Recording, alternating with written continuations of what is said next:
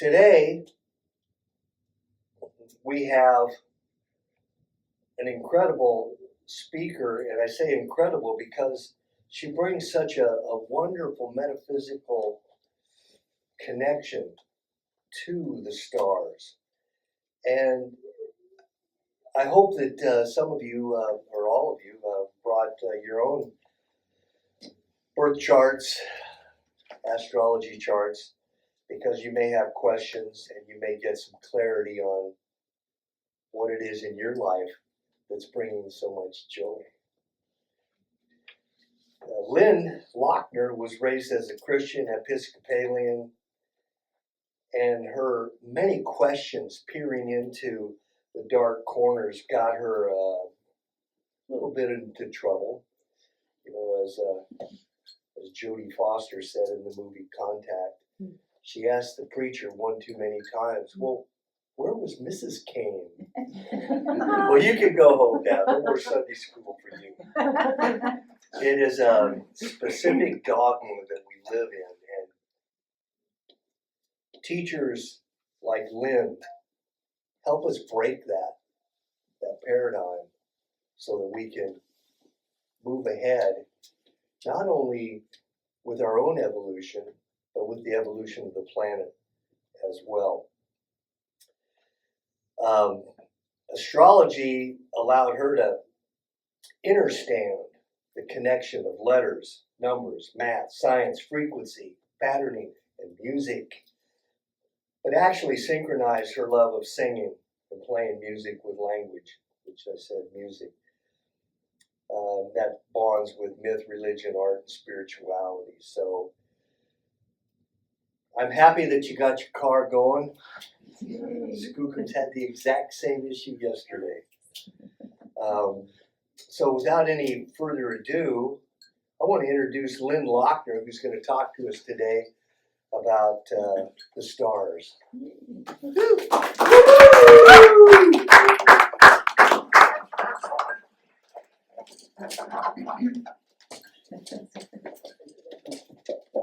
Thank you. And thanks for your patience this morning. I made it up to Eagle River last night at like midnight, and I was getting everything out of my car and I didn't see a light on. And then this morning there was a light on in my car. It's the most bizarre thing. But it must have been a God thing, because that was a beautiful meditation that I left. So thank you. Got your back. Yes, thank you. So, I worked on this yesterday with my little ones, and they had all sorts of questions. It was so fun making it, and I made it kind of with the theme of getting you all curious about your own creativity and maybe playing with your own birth chart. So I'm going to explain the houses, and then I'm going to explain the signs, the modalities, what they mean. And then if we have time, I'm going to explain how this plays into the atom center's birth chart. Like how, if we pulled up the birth chart for the atom center, where the planets would be, what it means, where the ascendant is, all of that. More than anything, I really hope to send you off with the curiosity to really work with your chart, to get involved with your chart. Because yes, we are in these crazy volatile times. We just had 2 of the outer planets that take quite a bit of time to do a full 360. They just moved into Aries. Saturn and Neptune just moved into Aries. And it's a big deal. Neptune hasn't been here for 165 years. Saturn takes about 29.5 years to do a full 360. So Saturn is actually in its detriment. Saturn has been in its joy, kind of meddling a little bit in the darkness, in the hidden realm. And now Saturn is up front, dead center, in the spotlight, in the heat. And Saturn doesn't like that. Saturn's not a big fan. Saturn likes the winter. Saturn rules the winter months and the cold and the darkness when everything is dead. well, it's not dead, but the pulsing is very, very deep inside, so it's hard to see the life force flowing, on Earth. Well, Saturn likes to slow everything down, so it does that really well in the winter time. It slows down the life force, but it's still pulsing. Can't stop that life force. Saturn in Aries is going to be in Aries. It's giving us a little preview. Neptune and Saturn moved into Aries. They're like, hey, just getting our feet wet, just letting you know what this is going to feel like, because we're going to go back into Pisces. Neptune and Saturn are going to retrograde back into Pisces in September, and then February 18th next year, together, they're going to move into Aries again. So we have a little preview of the themes that are coming. Mainly the downfall of all top-down structures. This is truly, we're in those times. We're living in it. Started 2012, which is when the Mayan calendar predicted that time was going to end, because we did cease to be on that timeline. We entered a new timeline, 2012. And since that time, huge changes. The planetary influences have been preparing us for what we're living through right now. So those are two outer planets, and then another outer planet who is mythologically and archetypally Saturn's father, who Saturn castrated. So he's got a little bit of a coming for you, son vibe to him. Uranus archetypally also conceived this Earth realm with Gaia.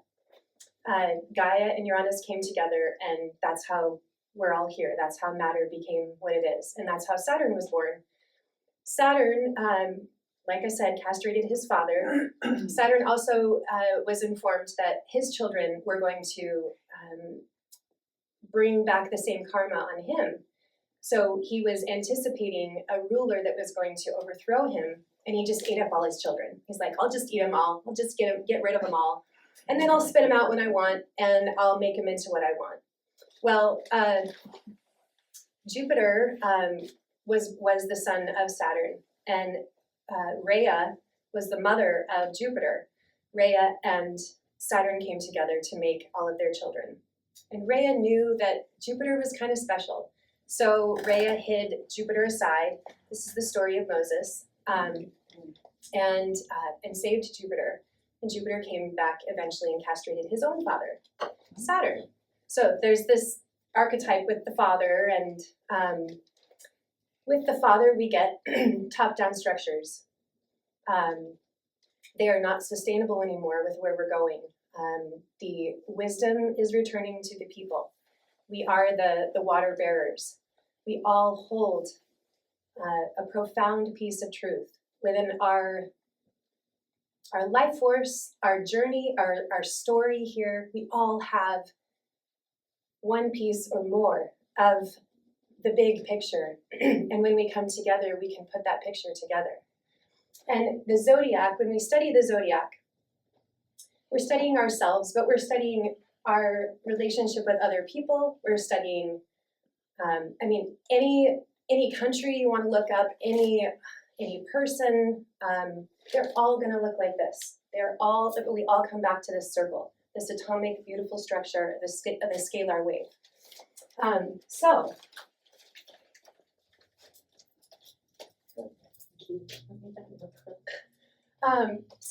I don't know if you recall when I drew out the scalar wave and how that gives us our zodiacal wheel. Do you all remember that, or do you need me to refresh? Okay. Yes. So right ascension of meridian. This is our equator, our meridian. So right ascension of meridian, this is how the sun rises. And this is where we are right now. As I explained in one of my previous talks, when you pull up a birth chart, the way that they have framed the chart is upside down. Okay? So where you would usually have Capricorn down here, where the Tropic of Capricorn is, We actually have Cancer down here when you pull up a birth chart. So, and I was like, how am I going to explain this? Should I teach it the way that the ancients taught it?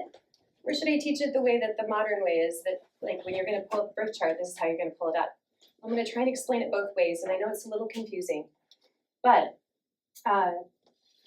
here we have Aries, first house. Okay. Taurus, second house. Gemini, third house. Cancer, fourth. Leo, fifth. Virgo, sixth. Libra, seventh. Scorpio, eighth. Sagittarius, ninth. Capricorn, 10th. Aquarius, the 11th. And Pisces, the 12th.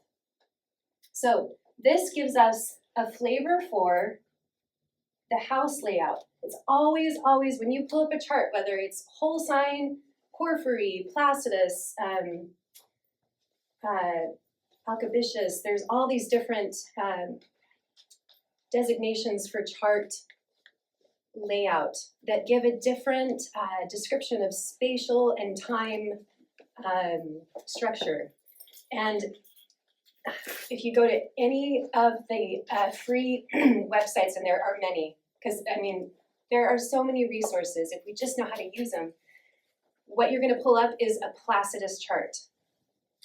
Placidus is the name of a monk, a Catholic monk. And actually, all of the charts are named after Catholic monks, because it all was housed in the Catholic Church.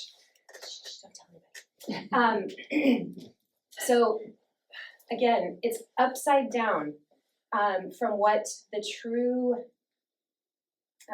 nature of the scalar way is, but we have to think in reverse. Like, if we're going to study the zodiac, if we're going to work with the zodiac, we have to think in terms of opposites and a mirror. Maybe not an opposite, but a mirror. Because if you're ever talking to an Aries, you're also talking to somebody that has Libra very strong in their chart. And if you come, wherever you come into this life, with your conscious awareness in your sun sign, that is where you're challenged to integrate the opposite. So you might come in as an Aries, but you're actually more, well, the way that the ancients looked at it, you can't see yourself as an Aries. All you see is what's out here. You can't even see what's next to you. You can feel what's next to you. So these are like sibling relationships. But the opposite is what you actually see. Libras see Aries full on. And so they project a lot of their nuances on Aries and Aries on Libra. But the integration of the two polarities is where true power and wisdom comes from. So, first house, we have Aries. Aries is the head. Aries is literally how we come into the world head first. If somebody has maybe a planet, a Uranus, a Pluto, or something on their ascendant, they might have come in a breech baby. If they have Chiron on the ascendant, this is the ascendant, this is the descendant, that could be a C-section or some kind of high stakes birth. But the first house is our appearance and how we step out into the world, because Aries is motion. It's fire. It's the first spark of fire that we get from the zodiac. So,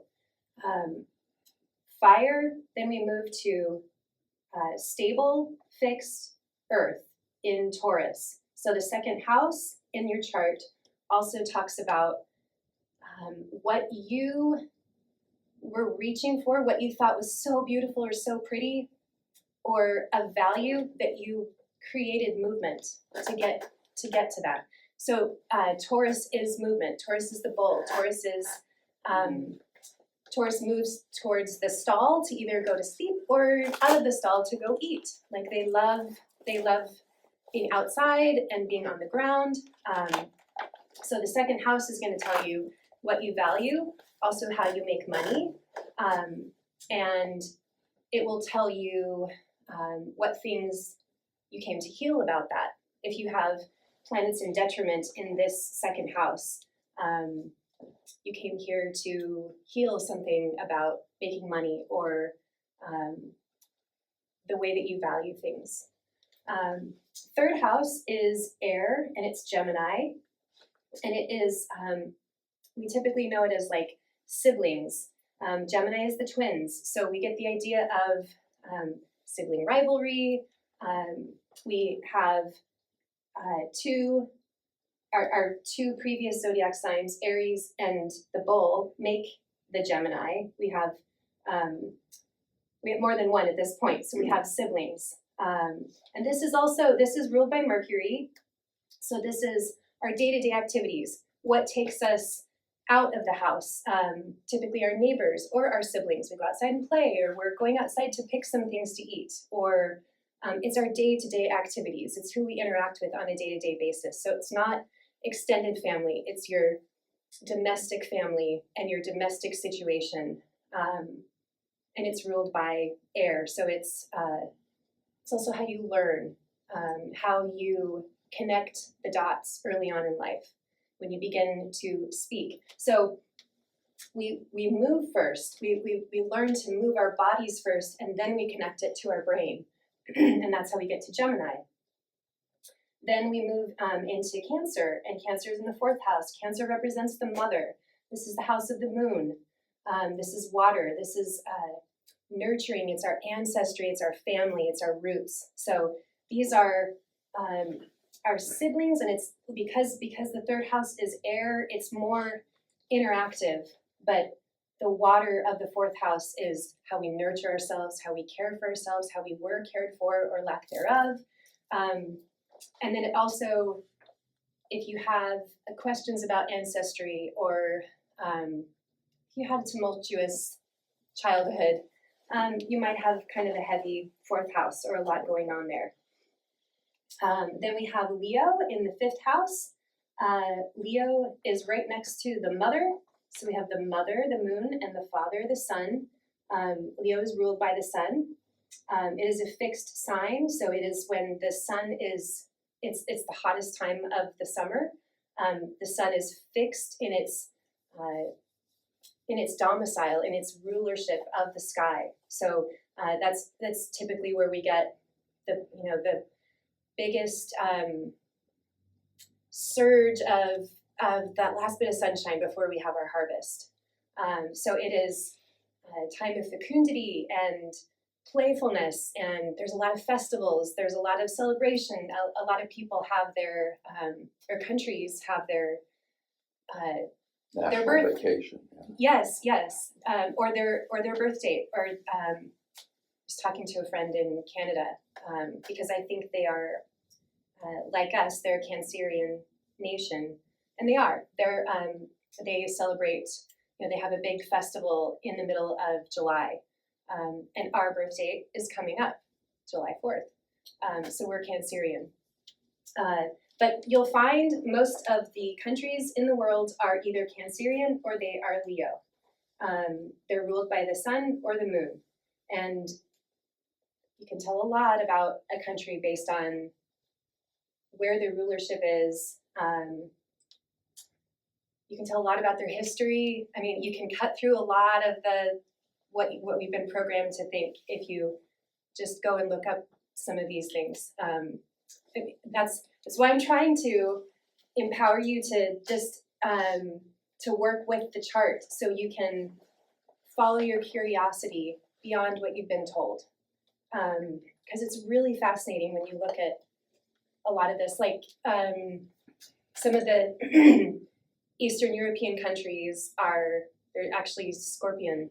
They are, it's just interesting. So they're ruled by Mars. They're not ruled by the sun or the moon. They're ruled by a malefic.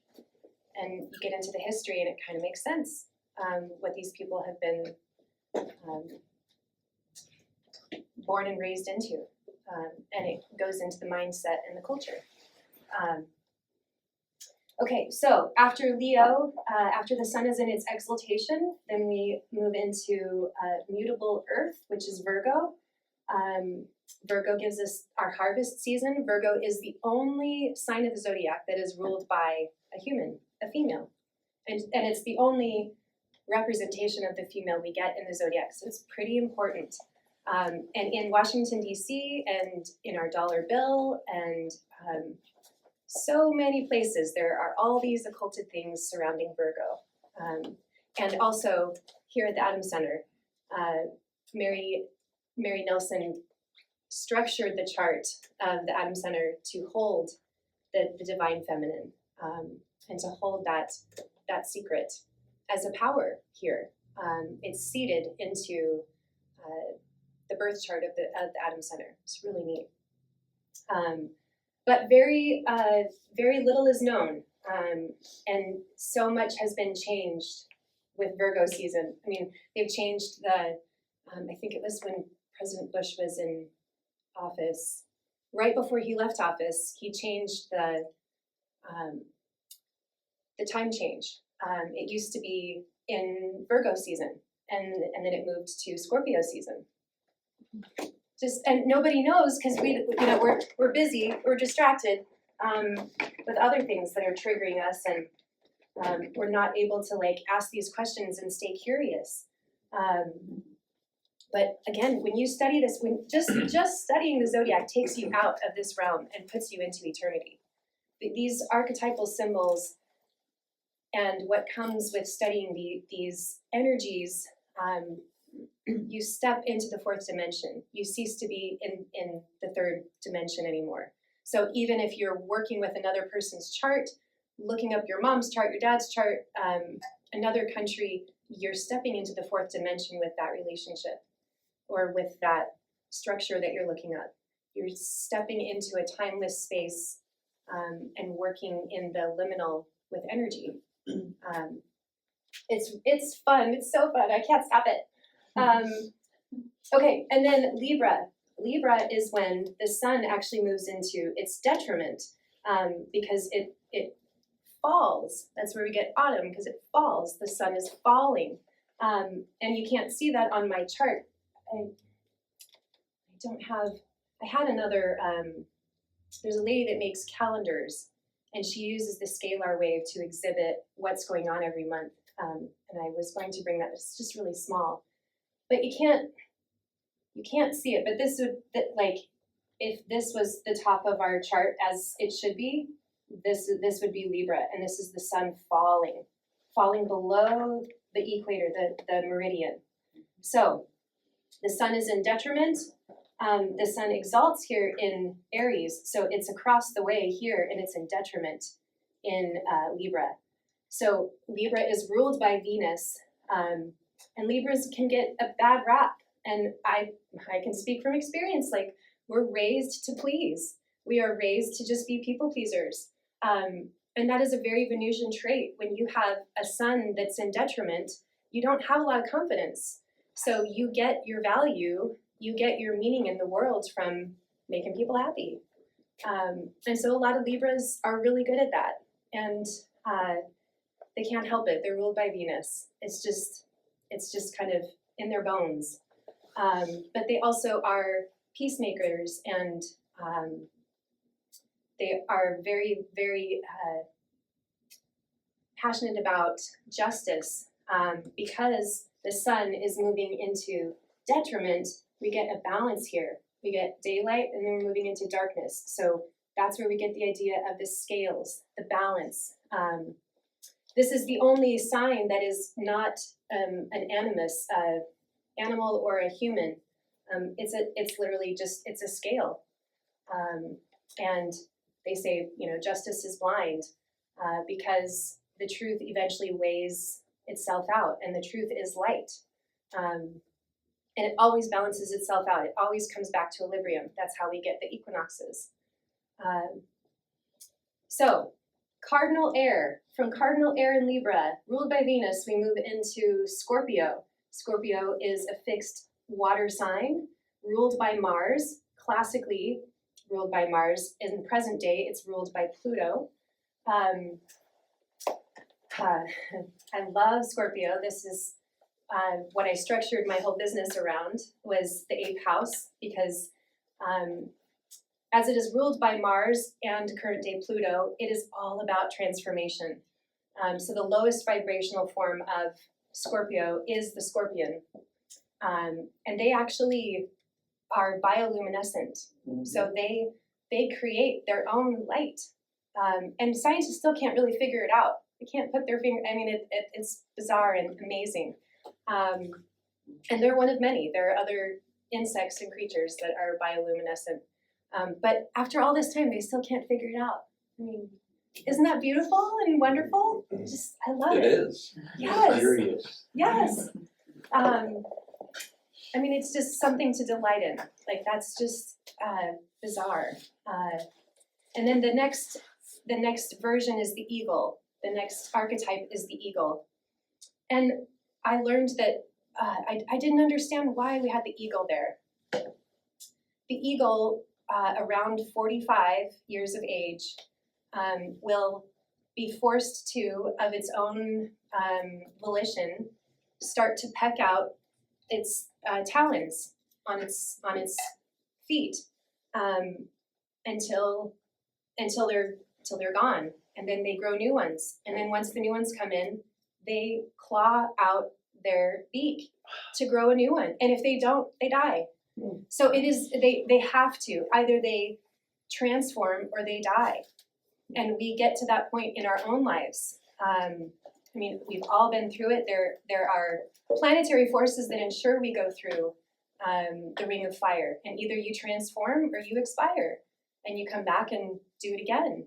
But there's a lot. I mean, I could talk forever about just the 8th house, and I love looking at the 8th house in anyone's chart. It tells me a lot about what they've been through, or Scorpio in their chart. Actually, all of the water houses are very indicative of like psychic activity, ancestral patterns. The water communicates so much. But this is, to me, the most powerful one in Scorpio. And from Scorpio, we move to the last fire sign of the zodiac before we move into winter, and that's Sagittarius. So Sagittarius is mutable fire.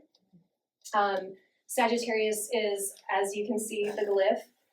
It's the archer, and it's mutable fire, so it doesn't really follow through with where it's aiming. It's just aiming to go because it's cold, and it has to have this like transportable fire. So it's following the flame. It's in the darkness because we're in the winter time, but it just knows, like, I have the truth. I have love. I have truth. I have everything I need, and I'm going to go into the darkness. I'm going to go on this great big journey, where Gemini is more local and about learning about connecting the dots more locally. Sagittarius across the pond is like, let's go to the stars. Literally, Sagittarius has the galactic center in it. Our U.S. chart has us as Sagittarius rising. So we are, and that was done on purpose. The rising sign is determined by the time you were born. So the time that they signed the Declaration of Independence was done on purpose to make us Sagittarius rising. So that sets everything else. When we put Sagittarius here, puts everything else in a certain order. It puts our sun in a house in a certain place. And again, it was done on purpose because Jupiter rules Sagittarius. Jupiter, Saturn, Sun, remember that castrated him? Yeah. Jupiter is the great benefic, and Jupiter takes about a year to go through every sign. So in a 12-year span, Jupiter has done a 360. Jupiter is the most democratic. Jupiter does not love Gemini because it's across the pond from its home. So it's actually in detriment when Jupiter is here. But it just means that it can't be as far flung as it wants to be. It's not like a bad thing. And I'm sure people who have Gemini in their chart pretty strongly or are Gemini have had a pretty profound year this last year because Jupiter just finished moving through that sign of Gemini. Now Jupiter is in Cancer, and Jupiter exalts in Cancer. So when Jupiter moved into Cancer, it was just this month actually, we are starting this really beautiful cycle this year because The US is a Cancerian chart. We are Sagittarius rising. So the ruler of the US's chart is in its celebration. It's in its favorite place for the next year. And it's in the house of the people. The moon is for the people. The moon represents the people. And so all of these signs, as we're talking about, have a rulership. The ruler for Cancer is the moon. Well, the moon changes signs every 2.5 days. So every month, the moon gives us a little taste of everybody. It goes through everyone's sign and says, okay, who's here? Is Venus here? Is Mars here? Okay, let's talk. Come here. Let's talk. What's going on? How are you doing? And then it moves to the next sign. Well, we all feel that. We all get a preview of what's going on every month because the moon ushers us through the chart, the entire chart. So with Jupiter here, Jupiter is under the auspices of the moon. Well, Jupiter loves that. Jupiter's like, I spend a year in every sign. So every month, Jupiter gets to basically like give a little boost to every single sign. And we're gonna all feel that. So for the next year, for instance, today, the moon is exalting in Taurus. And it's feeding that to Jupiter. Jupiter's like, all right, moon, where are you today? Moon's like, I'm happy, I'm in Taurus. And Jupiter's like, okay, cool, we're good. The sun just moved into Cancer as well. So, and Mercury went first. Mercury touched off with Jupiter and then went into Cancer, and then Jupiter followed, and then the sun followed. All the while, Saturn is here in Aries, squaring all of this. So we're getting a taste. We're getting this feeling of like expansion and beneficence and abundance and this flow that's coming. But in the meantime, it's squared. It's being squared by Saturn. Saturn's like, I don't know about this, guys. I didn't approve this. I didn't get the memo. You didn't fax me anything. I didn't know. But Saturn is in its detriment. Saturn's kind of in the corner in the heat and not very strong at all. So we're going to have this theme as Jupiter and the sun move through Cancer, and Jupiter moves through in the next year. We're going to have this theme of expansion and abundance, somewhat being squared because Saturn is going to slow down and then move back into Pisces. And then Saturn's actually going to be trining, making a benefic aspect to all of this in Cancer. So from September until February of next year, Saturn is actually going to be on the good side of his own sun. They're going to have to get along. And then Saturn's going to move back into detriment in fire. And when Saturn moves back into fire, Uranus, his father, will be in Gemini. The last time that Uranus was in Gemini is when we had World War I, World War II. And I'm not saying that to scare you at all. We know we're in a war right now. I don't know if you can feel that, but like it's not going to be like what it was before. It's for our soul, and our soul is our blood. So the more you can do to purify your blood, take it into your own hands. What is being projected outward, all of the warfare and everything we see is happening inside of us. We can't meditate all of that out, but we can work on ourselves. We can actually clear our own passages, our lymphatic vessels to get them to flow. And when we start that, when we take control of our own vessel and our own heart, we will start to see that reflected in the world. I was working with a astrologist, psychotherapist who talked about like, you don't do the work on your family of origin because you'll never see changes there. You do work in your life, in your own day-to-day life, in your own relationships, and you'll see the work reflected in your family of origin. Same thing. We can't change anything outward. We can't, like, that's no way to live. All we can do is understand what we're made of and work with this and breathe into it and be present. And I don't suggest studying astrology to like predict things that are coming. but just to get an idea of like the weather. Like if it's going to be rainy, you want your umbrella. We talked about this before. I can look ahead to see what's coming. I mean, for years and years and years, but it doesn't change how I'm going to move through that next day because I don't know how that energy is going to feel. But I know, I know if there's like a Mars-Uranus deal going on, if they're talking to each other, it's going to be a little dicey. It's going to be some unexpected, something is going to come up. So it's good to know your chart, and it's good to know what's going on in the sky so that you can know, like, I need to really ground in today. I need to just be centered and ground in. I really need to breathe. I know there's a lot of chatter going on because it's not gonna get quieter, guys. It's gonna get louder. Your attention is the battleground. So take it back. Take it back.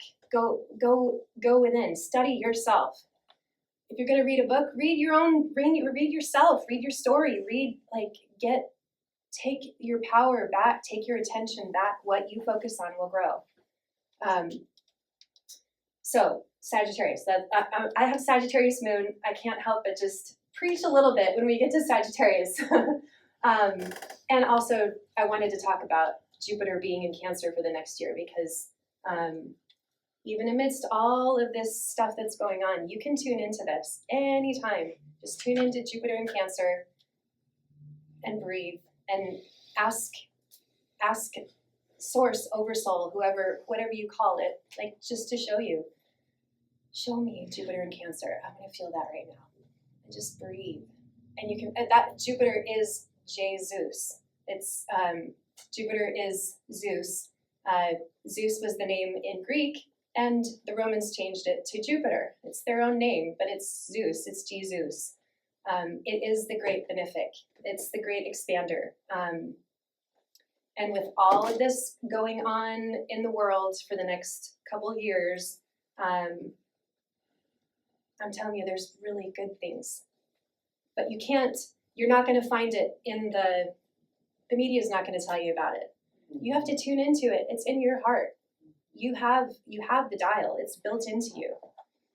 Okay, we moved from mutable fire to Capricorn.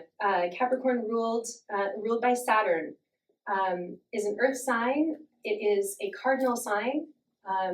So this is the goat climbing the mountain. As a cardinal sign, Capricorns just love to start new things and find a new mountain to scale. They're very business minded. With the chart layout the way that it is, it puts Capricorn right at the top and Cancer at the bottom. Isn't that ironic? Like the sun that exalts, the sun and the moon that exalt, they're at the bottom. Isn't that weird? And Capricorn, Saturn's at the top. That's because we live in a Saturnian world. It's not a bad thing. We're ruled by structures. We are ruled by our matter. And they give us more and more matter to think about every day. And we just take it. But like I said, Saturn is in a dissolution time. Saturn is slowly going to be eroded away. And other astrologers are talking about this too. When Saturn moves back into Aries and is then trining his father here in air, it's going to be a slow erosion. For the next foreseeable 30 years, Saturn is going to be going through a dissolution. And all the structures are as well. So Saturn rules Capricorn as well as Aquarius, a fixed air sign. And the 11th house, or Aquarius, is our groups of people that we are drawn to, or it's the electricity, in groups of people. It's pods of people that get together. It's David Bowie energy. It's where Pluto is right now, and it was prophesied in the book of Revelations that when we return to the sign of the water bearer, which is what Pluto is doing. Pluto is totally transforming the water bearer, and the wisdom, taking it from earth to air. So it's something we all are sharing with each other. We all need to awaken the divine wisdom that is inherent in all of us and come together and put it together. So we might see Adam become more of like a pod, a traveling pod that goes and teaches and goes to festivals or things like that. Just as an example of Aquarius energy, we might see, the United States, we have all these pods basically in the States. They're different representations of people that came over from Europe. And they've developed into a statehood. And they have a culture and they have a history, and you can travel to all these different states in the US and they have there's a different feel, there's a different dialect in some of them. It is Aquarian. Our nation is Aquarian. We just need to learn to get along a little bit better. And again, that's why I think it's so valuable to study this, because everybody here in this room is represented in this chart. I'm here, Dawn's here, Skookums, Louie, everybody is here. And the United States, and France, and Canada, and Africa, and Australia. Everybody is here. Iran too. Iran, yes. Jerusalem, Israel, Egypt, Lebanon. So that brings us to the last sign of the zodiac, which is Pisces, and it is mutable water. This is where everything comes and ends, and we're in this pivotal point right now as we have Saturn, and we're in a Saturnian world. We can't forget that. It's not a bad thing, especially when you study it and you understand, of course, yeah, that makes sense. That's the matter. That's the matter we're in. When Saturn and Neptune move back into Pisces, they both are going to be really strong there again.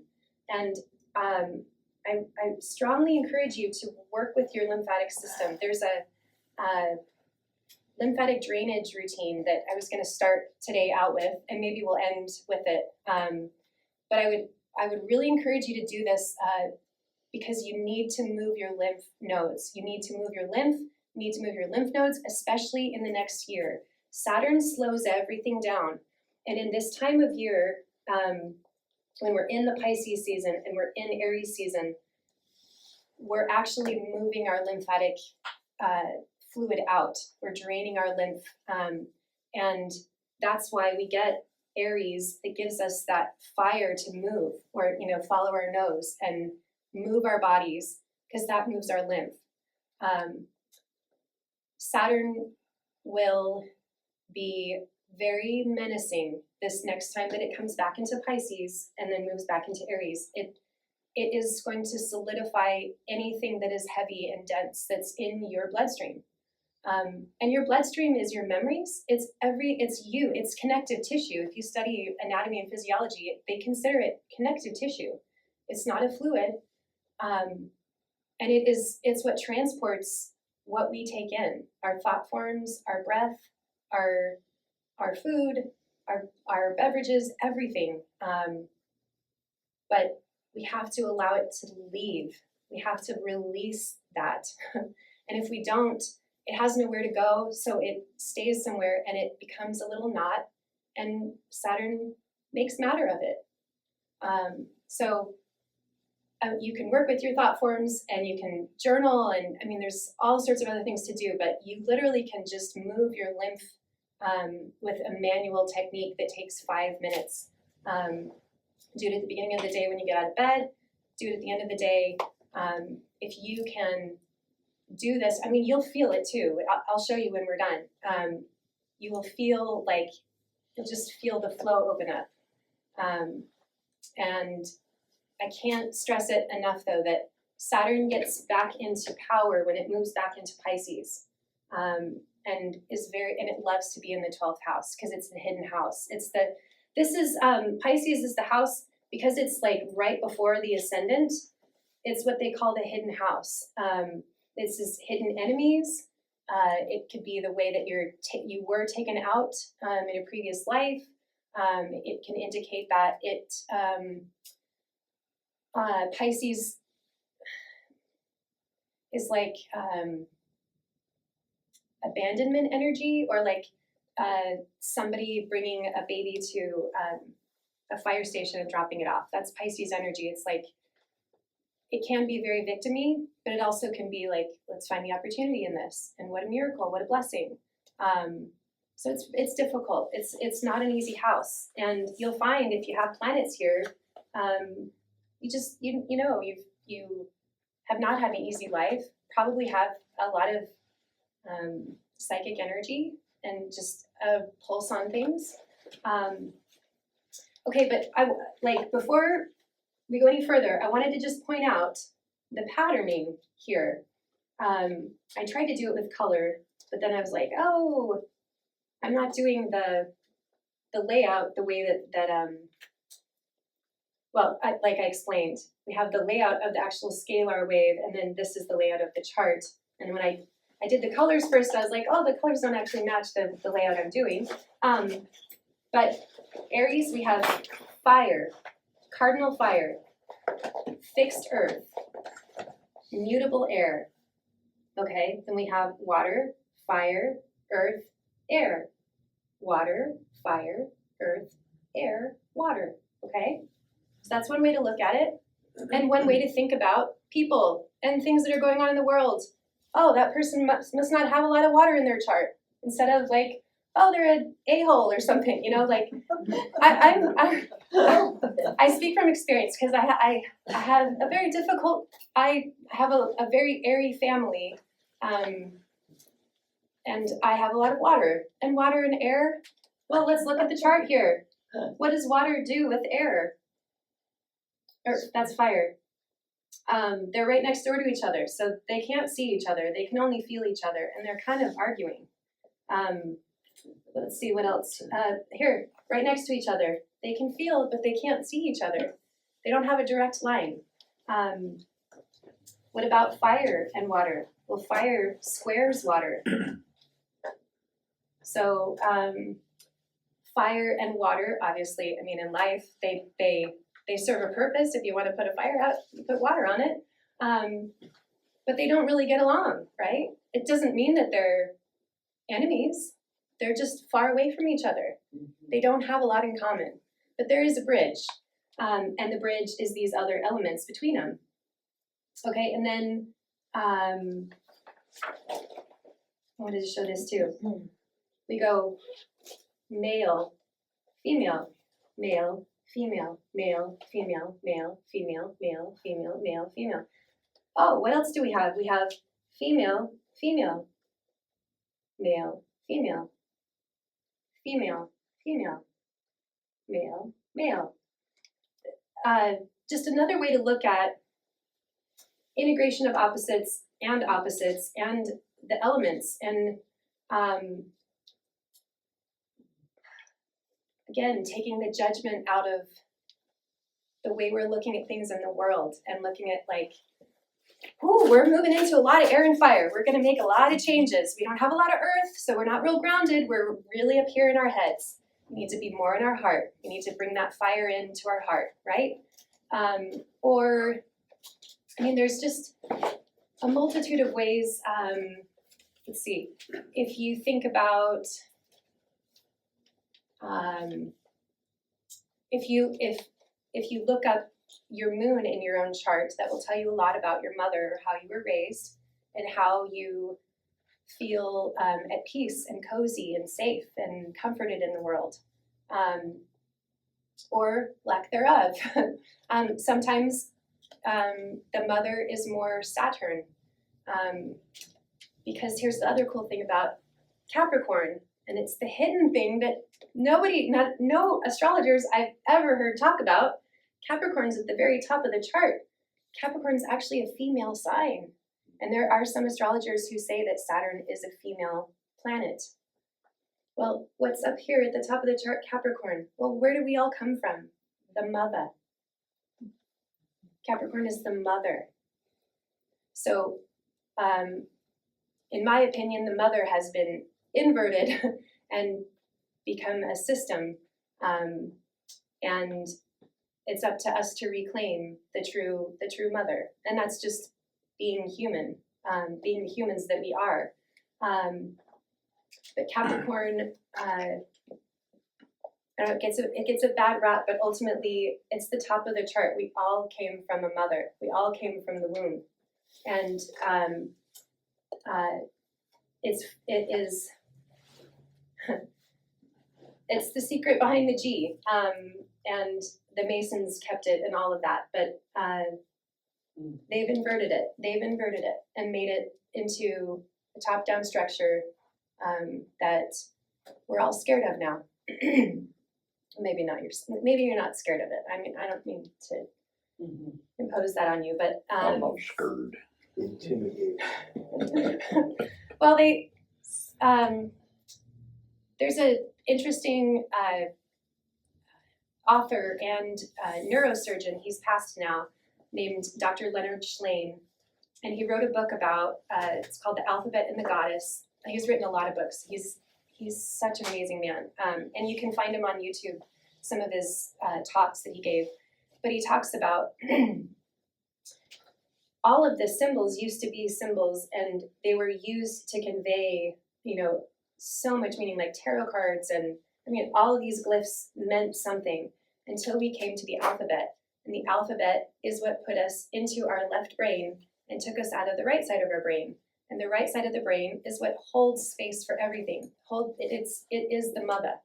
And the left brain, yeah, it serves a purpose. It keeps us alive. It keeps us surviving and allows us to learn. But it also is very polarizing. And in order to be in the left brain, we got to be scared. We got to be scared for our survival. So by taking us out of the symbols and putting us into an alphabet, they took us out of the left side of our brain. Yes, right. And to put us in the left side of our brain. And we have remained there ever since. This is another reason I think astrology is so beautiful, because it takes us out of that left and puts us in the right. Keeps you curious, keeps you, when you have the tough relationships, just asking like, well, what was that all about? That really hurt. What was going on with the moon that day? Or I don't like. I've had a lot of difficulty with my mother, but I also firmly believe that I picked her to teach me, and so I continue to just stay curious with her, and where my Saturn is in my chart, that's been very challenging. That's where her moon is. My Saturn is conjunct her moon. Where she gets cozy and she feels happy has been my hardest barriers personally. And but I looked up her chart and realized so much by looking at her chart. Like, I saw myself in her chart, I saw her in my chart, and it made sense. We have kind of she's a Scorpio and I'm a Libra, and all of my rulership, my Venus, all of that is in Scorpio. So I'm a very Scorpionic Libra, and she cannot see me. She will never see me. Where's my moon? In Sagittarius. She can't see my moon either. She could feel my demand for like the truth and for just going but I want to know more. I want to understand. I want to learn that language. And she is her relationship, her seventh house, which is the sign of relationships, where we find relationships. She has Gemini there, so, and that's opposing my moon. I couldn't take offense at that. I love my mom, I adore her, but it was a big eye opener. Well, she wants to talk about the minutia, and I don't, and I get it now. Like, okay, and now I know how to. I call it earning angel pennies. I call her and I ask her about the minutia, just to get her talking about what she loves. So I'm not manipulating, and I'm not predicting or trying to get ahead of the game, and solve the problem, magically with my mom. I was curious, like, what is it with us? Like, I just adore her, but she forever has not understood me. And now I'm like, I don't need to be understood by her. I just want to love her. It's, but it just is interesting to look at your own chart. You don't even have to find, the birth chart of so-and-so in your life. You can know when their birthday is and know, like, their conscious awareness is shining out in this area of my life. And it's, maybe it's making a square aspect to your sun or moon. Maybe it's conjunct. It's so fun to look at best friends and lovers and see how those people fall into our chart, and then think about how you met them and like, oh my gosh, it makes sense, and it totally falls into the chart as well, like their chart and your chart. You can look up death charts. You can look up when people took their last breath. That's one of my favorite things to do since my own father passed away, and someone else that's very, very dear. And it was just bizarre and unexpected. And I looked it up, and it was like, okay, it's still really hard, but I have no judgment. I have no like qualms about it. It's written in this poetic form that is beyond words. Yes. Well, the whole concept of looking at the charts. My moon is in Gemini. Gemini is duality. It's two. Yes. Um, And ruled by the moon Mercury. is the mother. So, in my case, I have two mothers. I was born to one, and I was adopted by another. And these two women looked alike. They both worked in the Navy Yard in Bremerton. The workers would go back and forth to the restaurants and say, "Oh, are you a twin?" Or, "Oh, do you have another job?" Oh my God. And the one woman then thought, "This is bizarre. What is this?" And at the end of her shift, she puts on her coat, drives across town, because she knew where this gal worked, walked in the door and said, "Hi, I'm so-and-so, and I understand we look alike." Well, the two women looked alike, became friends. The one was pregnant, and she was in a negative living arrangement. And the one who took the initiative said, "You can't live there anymore. I have a rooming house. I have an extra room. You and your little girl can come and live with me." So this gal did, went over, lived with her. The baby was born. I was the one she brought with her. So the existing family, got to know me. So the baby is born, who is my younger sister. The woman moved out, and they didn't see each other. And then one day, there are no coincidences. It's a summer day. Two people walk on the sidewalk. Bingo, they met each other. "Hi, how are you?" "Fine." "Oh my God, how have things been?" "Well, we're looking for a little girl to adopt." "You are?" "Yes, and we've looked at several, but nothing has really gelled." "Well," she said, Gloria's available. If you're interested in her, she's at a foster home." "Really?" And she went, she took a look. She said she walked in the door. It was a dark room. There were all these kids, a long table. And this woman owned a restaurant. She was a cook. She fed people in her life.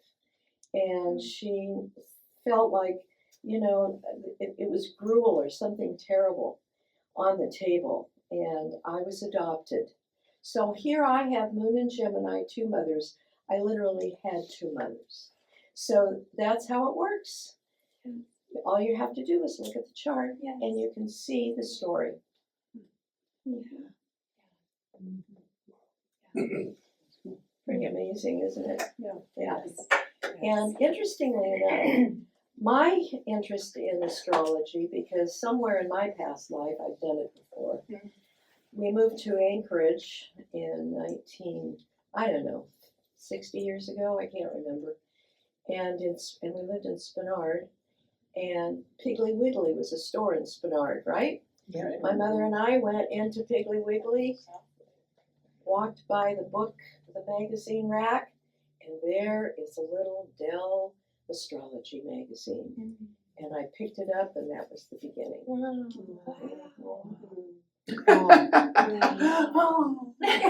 Really? Well, Well, you wouldn't find one in Piggly Wiggly anymore. well, you don't. They don't sell them, you know. Well, Piggly Wiggly doesn't Yeah. exist. Right, You right. have to go to But they a don't store. sell them. But even if they did, they wouldn't sell them anymore. They don't. It's the Puritans actually came over. Part of why they came over here was for religious freedom, and it was with they had a, I think it's called the Book of Knowledge or the Book of Wisdom, and I've been trying to find one. They don't make them anymore. They're not published anymore. But it was a companion to the Bible, and it We had. have it in box 217. Put it in the search. I wondered so they all had it by their bedside though, and it had the Vitruvian Man, or no, not Vitruvian Man.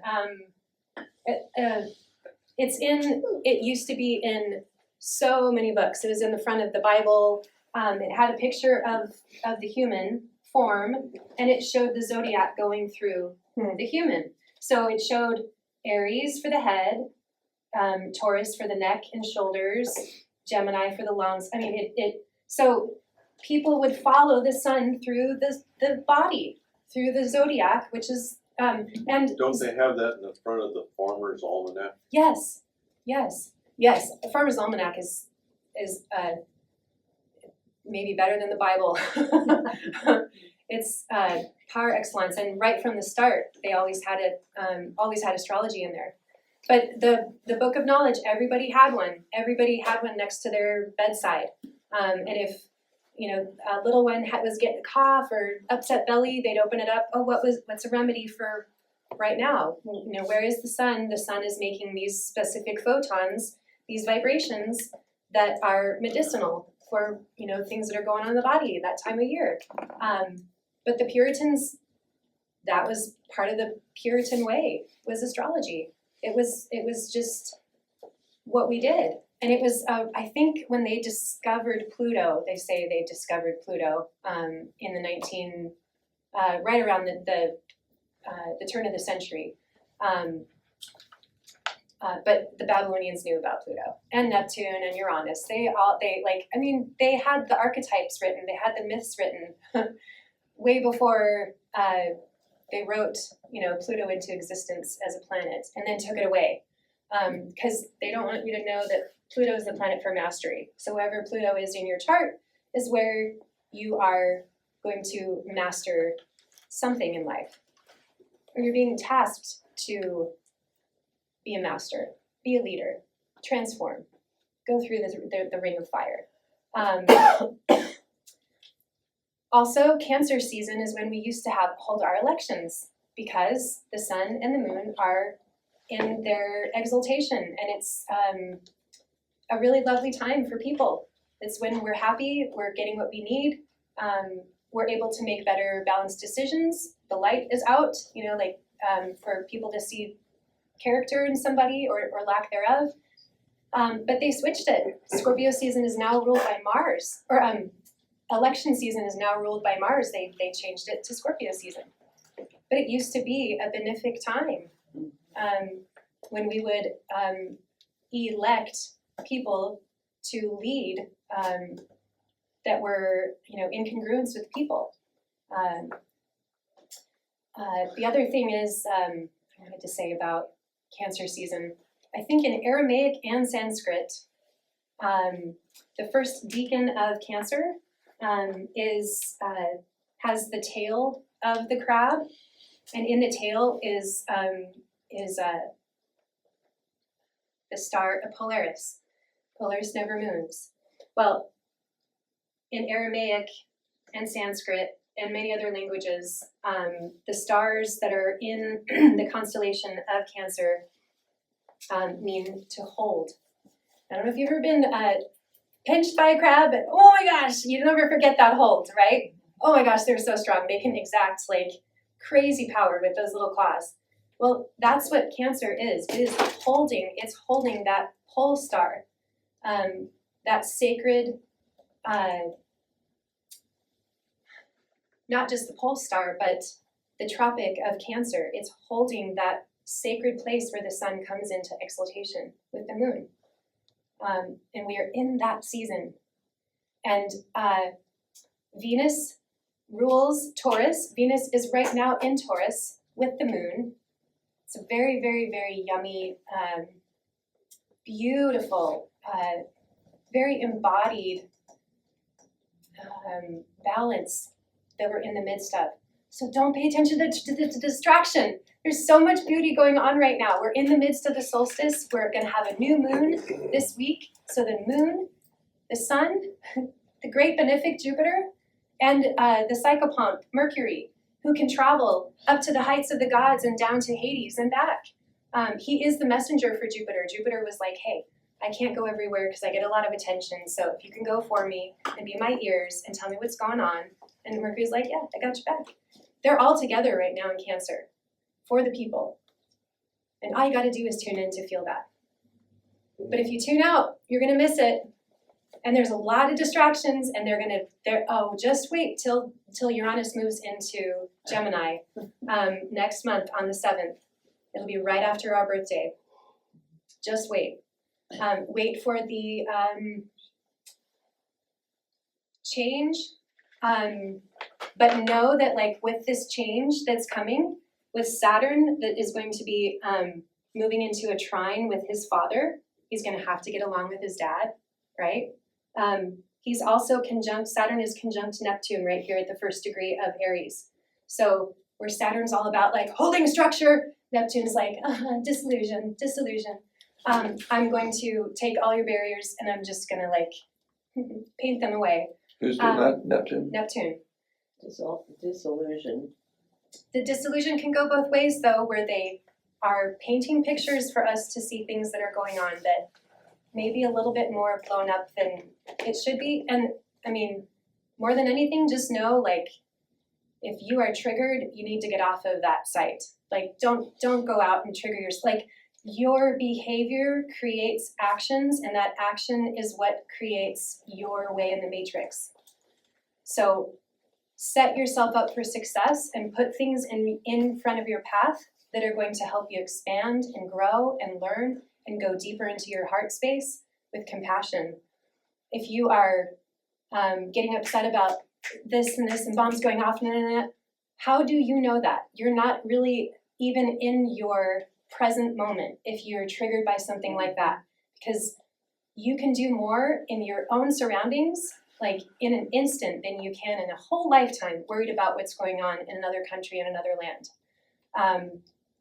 We literally can change the molecules around us by what we do with ourselves. If you, look at the chart and remember to come to the center. So you might be born in one of these places and you might have a lot of planets in one of these places, or your ruler is, heavily saturated somewhere. Just remember to come back to the center because you're safe. You can see everybody there. You can see everything that's going on. If you're polarized in one of these places, or just realize like if you're scared, you've been polarized. You're occupying one little slice of this entire pie. And this is where the heart is, at the center. In the sequence of the candles with the Hanukkah, thank you. But what's the yarmulke? The menorah, yes. The middle candle represents the heart chakra, and it is outside of all the other chakras. So the bottom 3 align with the heart, and the top 3 align with the heart.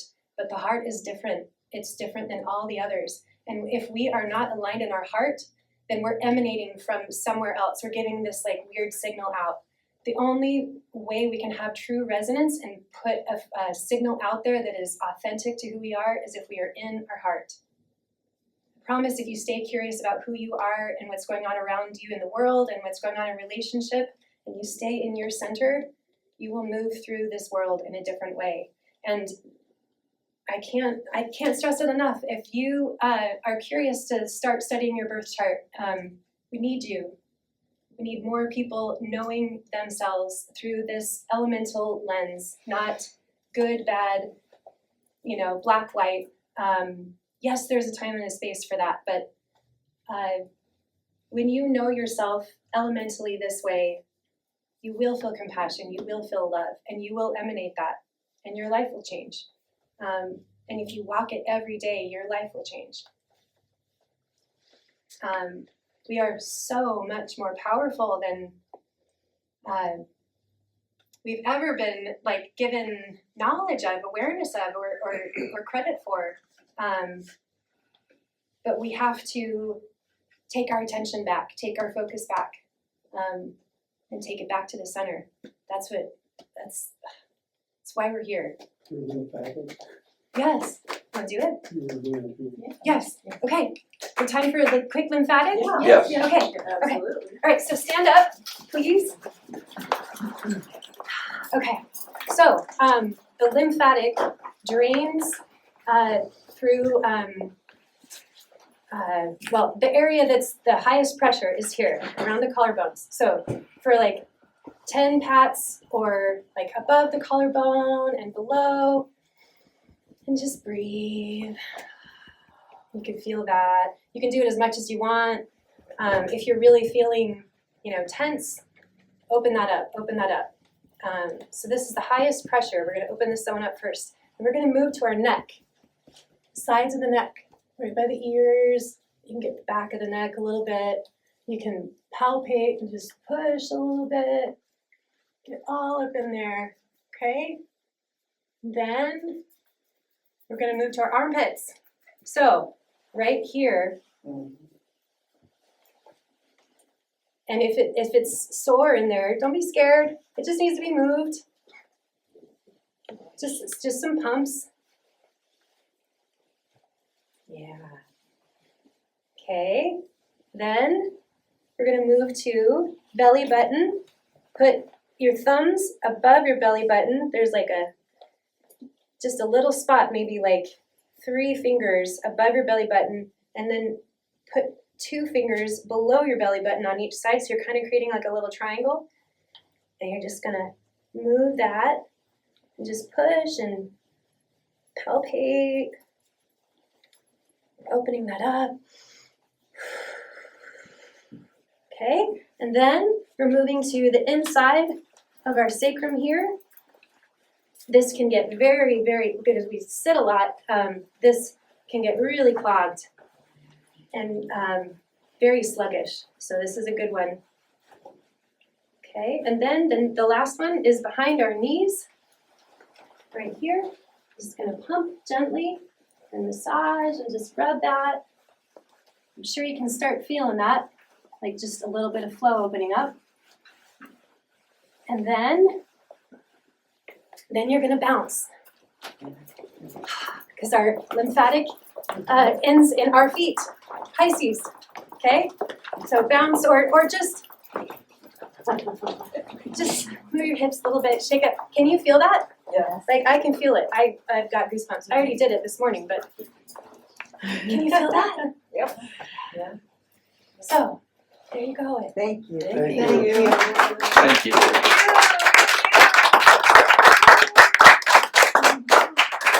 Thank you, Lynn. Thank you, Lily.